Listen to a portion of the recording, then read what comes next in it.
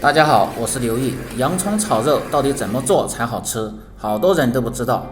今天大厨分享一个饭店的做法，喜欢的赶紧试试。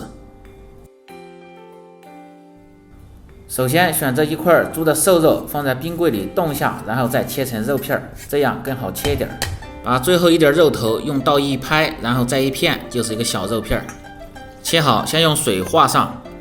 把洋葱剥去外皮，清洗干净，切成两半儿，然后把根部位置切掉不要，然后把洋葱从中间抠成两半儿，再切成块儿，这样切出来的块儿大小更均匀。切洋葱最好是选择通风的地方，防止辣到眼睛。切好后把洋葱块分开，然后放在盆中备用。再准备点青椒，斜刀切成菱形片放在盆中，红椒也切成菱形片放在盆中。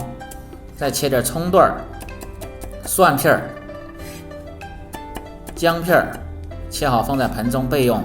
用手把肉片里边的血水清洗干净，洗干水分放入盆中，这样做出来的肉片不会发腥。开始腌制，放入盐、胡椒粉、料酒，少许的老抽上底色，然后用手把调料抓拌均匀。接着打入一个鸡蛋清，鸡蛋清可以使肉片吃起来更加的嫩滑。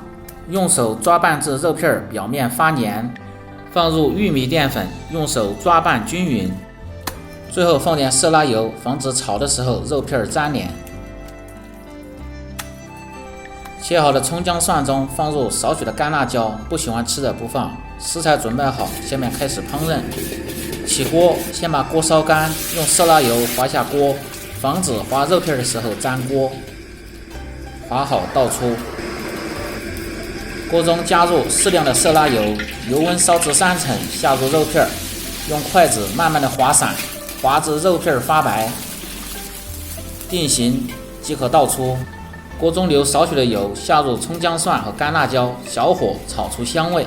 炒香后倒入洋葱和青红椒块，炒香，炒至断生。下面开始调味，放入生抽酱油适量，料酒，少许的蚝油。小火炒香，再放入鸡精少许，白糖半勺提鲜，最后下入肉片，开大火爆炒，炒出锅气，使肉片吸收洋葱汤汁的味道，翻炒几下即可出锅装盘。一道简单家常的洋葱炒肉就做好了，喜欢的朋友可以试试。我是刘毅，每天一道家常菜，喜欢的朋友记得点个关注。感谢您的支持。